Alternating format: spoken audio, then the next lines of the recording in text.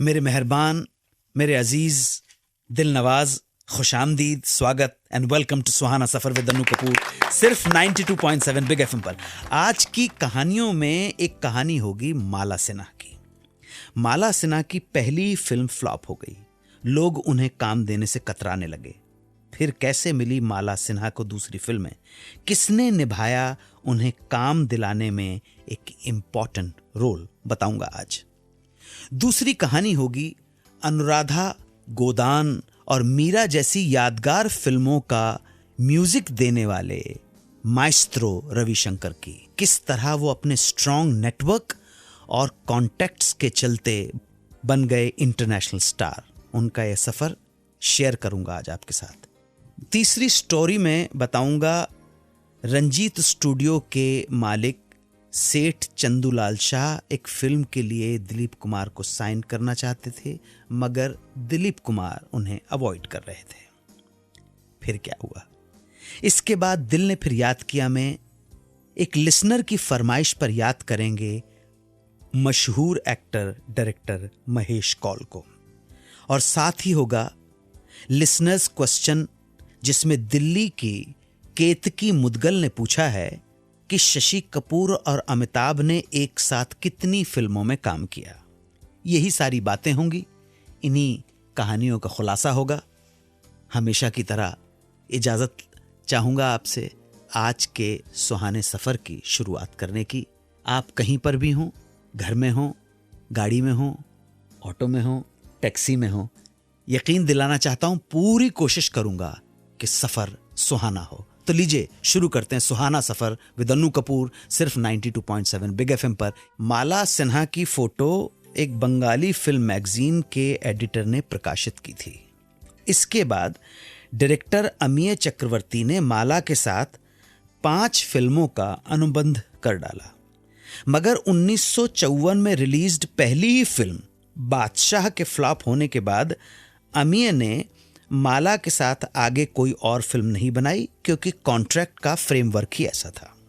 इसके बाद आई 4 और फिल्में, वो भी फ्लॉप हो गईं। सुहागन, हैमलेट, रंगीन रातें और एकादशी, सब की सब टोटल फ्लॉप। एक के बाद एक 5 फिल्मों के फ्लॉप होने के बाद उनका करियर खतरे में पड़ गया। नए ऑफर्स मिलने बंद हो गए। फिर कैसे मिली माला सिन्हा को उनकी पहली सफल फिल्म, सुनिए। माला के पिताजी की अच्छी खासी दोस्ती हो गई थी कैरेक्टर आर्टिस्ट जानकी दास जी मेहरा से। जब माला के पिता ने सारी स्थिति जानकी दास जी को बताई, तब जानकी दास जी ने माला को फिल्म दिलवाने में पूरी मदद करने का आश्वासन दिया। उन दिनों रंजीत स्टूडियो की नई फिल्म शुरू होने वाली थी। फिल्म का नाम था नया जमाना। फिल्म के प्रोड्यूसर थे कुलदीप सहगल और इसे डायरेक्ट करने वाले थे लेखराज जी। फिल्म के प्रोड्यूसर और डायरेक्टर इस फिल्म में हीरोइन के लिए एक्ट्रेस सुचित्रा सेन को साइन करना चाहते थे, मगर बात बन नहीं पा रही थी, निगोशिएशन चल रहे थे। मोल भाव तो हर जगह चलता ही है।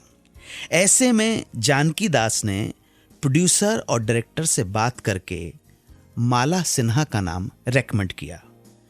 5 फ्लॉप फिल्म दे चुकी माला सिन्हा के नाम पर दोनों ही बिदक गए। राजी होने का कोई सवाल ही नहीं था। ऐसे में जानकी दास जी ने उन्हें माला की हाल ही में रिलीज हुई फिल्म हैमलेट में उनका काम देखने की रिक्वेस्ट की। जानकी दास जी ने कहा, भाई हैमलेट रिलीज हुई है, काम तो देखो इस लड़की का। काफी परसुएशन के बाद आखिर दोनों माला की फिल्म हैमलेट देखने को राजी हो गए। हैमलेट में माला की परफॉर्मेंस देखी और बहुत खुश हो गए, और फाइनली इस हीरोइन ओरिएंटेड फिल्म के लिए माला सिन्हा को साइन कर लिया। माला के अपोजिट हीरो थे प्रदीप कुमार। फिल्म बनी और इरोस सिनेमा में लगी। फिल्म के प्रीमियर पर कुलदीप के दोस्त आए, इंडस्ट्री वाले आए, गुरदत्त जैसे फिल्ममेकर भी आए। इसी प्रीमियर में नौजवान यश चोपड़ा का भी आना हुआ, जो उन दिनों अपनी पहली फिल्म डायरेक्ट करने की तैयारी कर रहे थे। यश चोपड़ा को माला सिन्हा बहुत प्रॉमिसिंग लगी और बाद में उन्होंने भी अपनी फिल्म धूल का फूल के लिए माला सिन्हा को साइन करने का मन बना लिया और फाइनली यश चोपड़ा ने माला सिन्हा को ही साइन किया। इसके बाद फिर कभी माला सिन्हा ने पीछे मुड़कर नहीं देखा।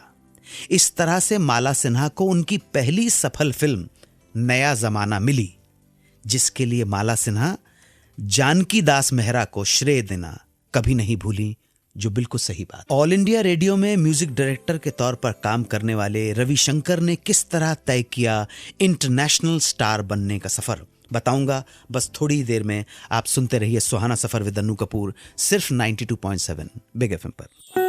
92.7 बिग एफएम पर आप सुन रहे हैं रेडियो का number 1 show Suhana Safar with Annu Kapoor. किसी भी फील्ड में सक्सेस पाने के लिए जरूरी है कि आपके कॉन्टैक्ट्स हों, आपका स्ट्रॉन्ग नेटवर्क हो। वो रविशंकर के कॉन्टैक्ट्स ही थे जिसके चलते उन्हें इंटरनेशनल लेवल पर सक्सेस मिली। बात 50 के दशक की शुरुआत की है, जब रविशंकर ऑल इंडिया रेडियो में म्यूजिक डायरेक्टर के तौर पर काम कर रहे थे। यहां के डायरेक्टर वी.के. नारायण मेनन ने रविशंकर का इंट्रोडक्शन मशहूर वेस्टर्न वायलिनिस्ट यहूदी मेनुहिन से उस समय करवाया जब वो पहली बार 1952 में इंडिया टूर पर आए हुए थे। मेनुहिन ने सन 1955 में रविशंकर को फोर्ड फाउंडेशन द्वारा स्पॉन्सर प्रोग्राम में आकर परफॉर्म करने का इनविटेशन दिया, मगर उस समय रविशंकर साहब की वैवाहिक जिंदगी खराब दौर से गुजर रही थी, जिसके कारण उन्होंने इस ऑफर को मना कर दिया। लेकिन अपनी जगह अपने brother in law Ali Akbar Khan का नाम रेकमेंड कर डाला।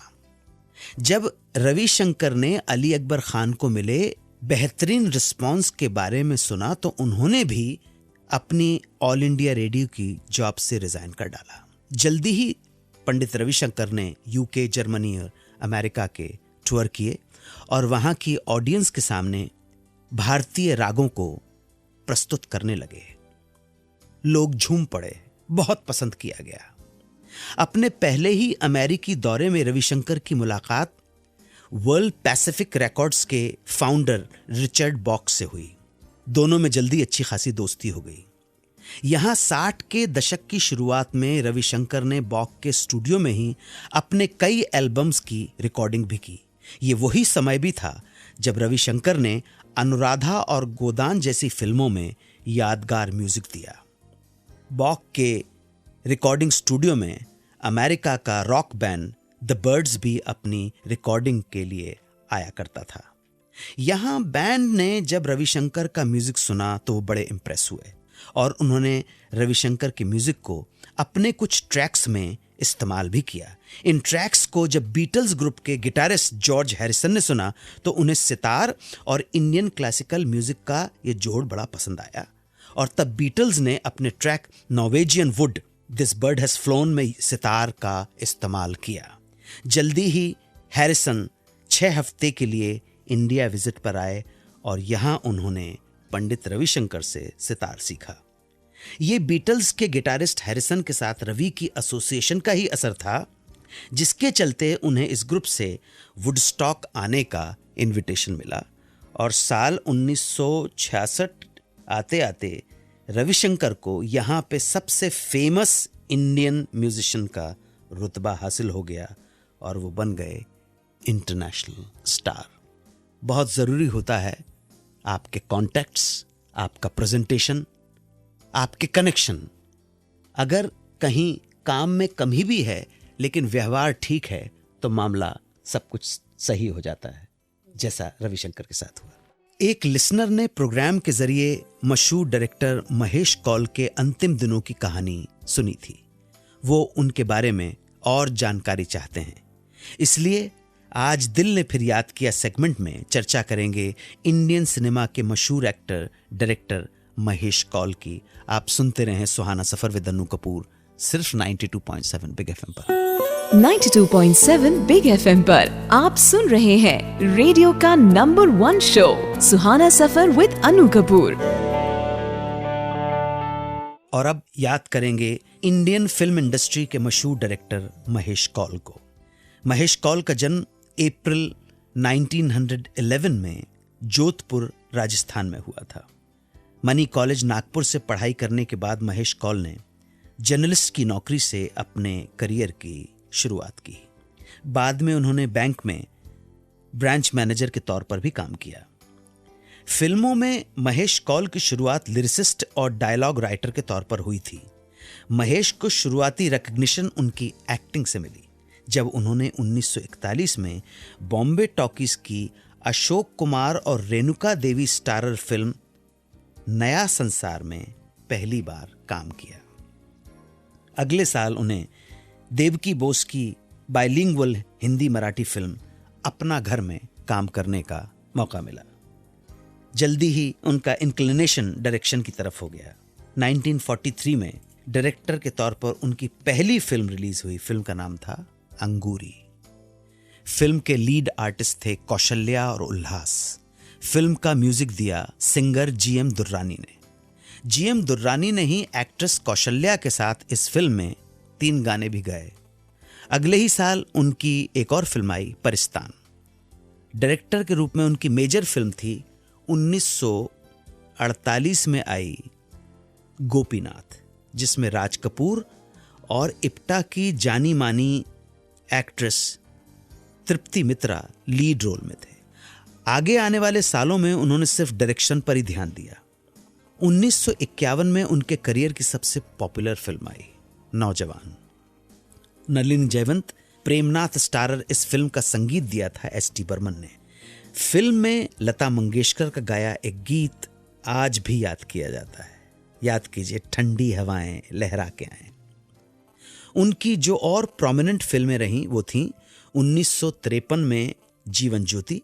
शम्मी कपूर और शशिकला स्टारर ये फिल्म शम्मी की पहली फिल्म थी। हालांकि उनकी पहली रिलीज्ड फिल्म रही 1953 में आई रेल का डब्बा।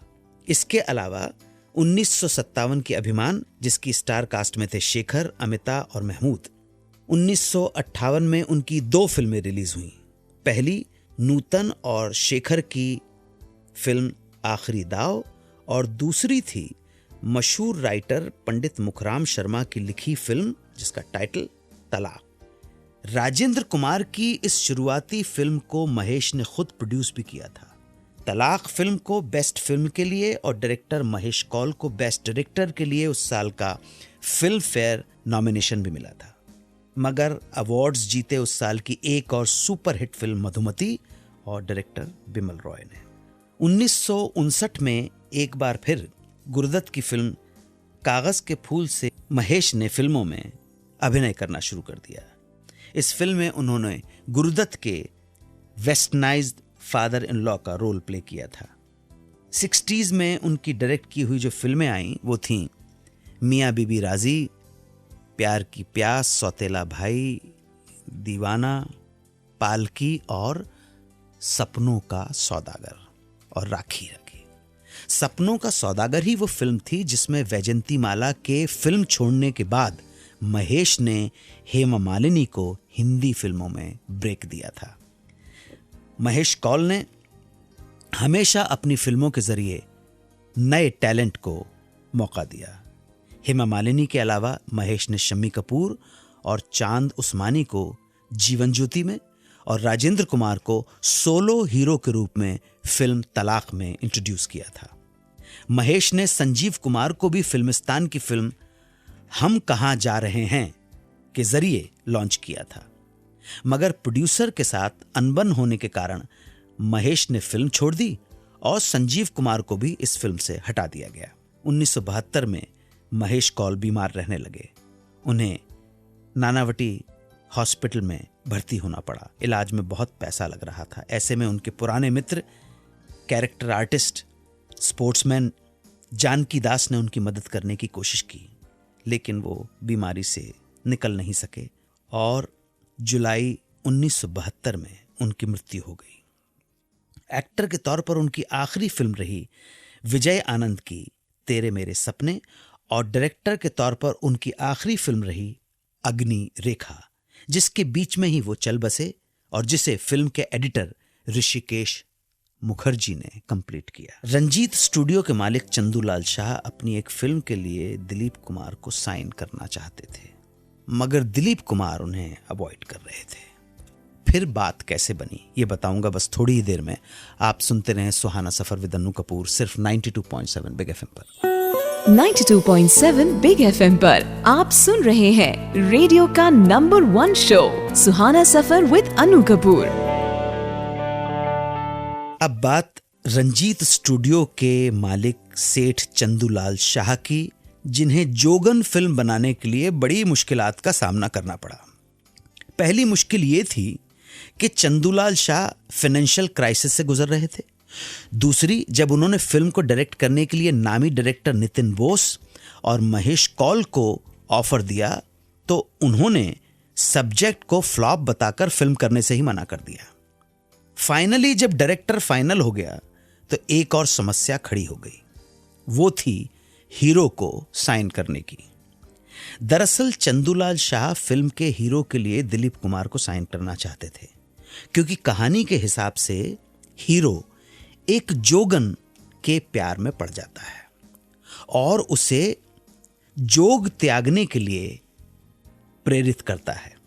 दिलीप कुमार की इमेज के हिसाब से एकदम सूटेबल रोल था, मगर दिलीप कुमार उन्हें अवॉइड कर रहे थे और किसी न किसी कारण से उन्हें मिलने के लिए समय नहीं दे रहे थे। वक्त निकलता जा रहा था। ऐसे में एक दिन जब ये बात चंदूलाल शाह के जरिए डायरेक्टर महबूब खान को पता चली तो उन्होंने बात की दिलीप कुमार से और कहा कि तुम्हें अगर इनकी फिल्म नहीं करनी है तो मत करो, मगर सीधे जवाब तो दो, लटकाओ मत। चंदूलाल शाह एक वेटरन फिल्म मेकर हैं, उनके साथ इस तरह का व्यवहार ठीक नहीं है। दिलीप के करीबी महबूब खान के कहने पर और बात समझ में आने पर दिलीप कुमार साहब चंदूलाल शाह से मिले और कहानी सुनने के बाद उन्होंने फिल्म साइन भी कर ली। चूंकि दिलीप कुमार को साइन करने के पीछे महबूब खान साहब का भी बड़ा हाथ था, इसलिए चंदूलाल शाह ने आभार व्यक्त करने के इरादे से महबूब साहब को फोन किया और धन्यवाद दिया। बातों ही बातों में महबूब साहब ने उनसे पूछ लिया, आपने दिलीप कुमार को कितने में साइन किया? इस पर सेठ चंदूलाल शाह ने महबूब खान से कहा 40,000 रुपए में। यह बात सुनकर महबूब खान ने चंदूलाल शाह से पूछा, शाह साहब क्या आप दिलीप कुमार की करंट प्राइस जानते हो कि वो आजकल कितने पैसे लेते हैं एक फिल्म के? इस पर चंदूलाल शाह ने कहा, जी नहीं। तब महबूब खान ने उन्हें बताया कि दिलीप कुमार आजकल एक फिल्म करने का 60,000 रुपया चार्ज करते हैं। दोनों की बातचीत वहीं खत्म हो गई। अगले दिन चंदूलाल शाह ने दिलीप कुमार को बुलवाया और बावजूद इसके कि वो फाइनेंशियल क्राइसिस से गुजर रहे थे, सेठ चंदूलाल शाह ने दिलीप कुमार को उनकी करंट प्राइस के हिसाब से बकाया 20,000 रुपए का पैकेट उनके हाथ में थमा दिया। इन सब मुश्किलातों के बावजूद चंदूलाल शाह ने फिल्म बनानी थी जो बनाई। फिल्म रिलीज हुई और फिल्म हो गई सुपर डुपर हिट। आप यकीन नहीं मानेंगे कि सेठ चंदूलाल शाह को नेट ग्रॉस उस जमाने का मिला 62 लाख रुपया। 60,000 रुपए में दिलीप कुमार ने जोगन साइन की थी और नेट ग्रॉस रहा 62 लाख रुपया। 62 लाख 62 lakhs रुपीस। आज के लिसनर्स क्वेश्चन सेगमेंट में दिल्ली से केतकी मुदगल ने एसएमएस के जरिए हमसे ये पूछा है कि शशि और अमिताभ ने एक साथ कितनी फिल्मों में काम किया। जरूर जवाब दूंगा आपके सवाल का एक छोटे से ब्रेक के बाद। 92.7 बिग एफएम पर आप सुन रहे हैं रेडियो का number 1 show Suhana Safar with Anu Kapoor. अब समय है दिल्ली की केतकी मुदगल के प्रश्न का उत्तर देने की, जिन्होंने हमसे जानना चाहा है कि शशि और अमिताभ ने एक साथ कितनी फिल्मों में काम किया। यहां मैं अपने दर्शकों को बता दूं कि शशि कपूर का फिल्मी करियर अमिताभ बच्चन के फिल्मों में आने से पहले ही शुरू हो गया था। जब अमिताभ फिल्मों में आए उस समय शशि को फिल्म्स में लीडिंग रोल मिल रहे थे और 70 के शुरुआती दशक में जहां डायरेक्टर जेम्स आइवरी की फिल्म में शशि कपूर लीड में थे, वहीं इस फिल्म में आयरॉनिकली अमिताभ बच्चन ने जूनियर आर्टिस्ट के तौर पर एक सीन किया था, मगर जिसके लिए उन्हें फिल्म में कहीं क्रेडिट नाम भी नहीं दिया गया। तो बात करें उन फिल्मों की जिसमें दोनों ने साथ काम किया और अमिताभ बच्चन का फिल्म के क्रेडिट्स में नाम भी शामिल है, तो उनमें सबसे पहली फिल्म थी 1974 की फिल्म रोटी कपड़ा और मकान। इसके अगले ही साल दोनों की लैंडमार्क फिल्म आई दीवार, जिसमें शशि कपूर का बोला डायलॉग मेरे पास मां है फिल्म हिस्ट्री के फेमस डायलॉग में से एक है। उसके बाद 1976 में आई फिल्म कभी कभी, 1977 में ईमान धर्म, 78 में त्रिशूल, 79 में काला पत्थर और सुहाग। इसी साल सिप्पी फिल्म्स की एहसास में दोनों ने गेस्ट अपीयरेंस भी किए। 1980 में आई दो फिल्में, दो और दो 5 और शान। 1981 में आई यशराज फिल्म्स की सिलसिला और 1982 में आई नमक हलाल। इसके कई सालों बाद दोनों की एक और फिल्म आई, फिल्म का नाम था अकेला। तो ये तो थी एक्टर के तौर पर दोनों की एक साथ की गई फिल्म्स। इसके अलावा शशि कपूर ने प्रोड्यूसर और डायरेक्टर के तौर पर जो 7 फिल्म की उनके, वो फिल्म थी अजूबा, 1991 में रिलीज हुई थी। तो ये थी वो जानकारी जो दिल्ली की केत की मुदगल ने हमसे जाननी चाहिए थी। अब समय हो गया है आप सबसे विदा लेने का। कल फिर मिलेंगे। अगर आपके मन में भी कोई प्रश्न है तो हमें SMS कीजिए, लिखिए बिग स्पेस सुहाना सफ़र और फिर अपना मैसेज या सवाल और भेज दीजिए 55454 पर, यानी कि 55454 पर। आप हमारा ये शो बिग FM के ऑफिशियल यूट्यूब चैनल पर भी सुन सकते हैं और फेसबुक पर मुझसे कांटेक्ट करने के लिए लाइक कीजिए मेरा ऑफिशियल फेसबुक पेज facebook/सुहाना सफ़र विद अन्नू कपूर। तो जनाब चलता हूं, अपना ख्याल रखें। आज का दिन और आने वाले जितने दिन हैं सब शादमानियों के साथ, खुशियों के साथ गुजरें, यही दुआ है। फिर मुलाकात होती है। जय हिंद, वंदे मातरम। 92.7 बिग FM पर आप सुन रहे हैं रेडियो का number 1 show Suhana Safar with Anu Kapoor.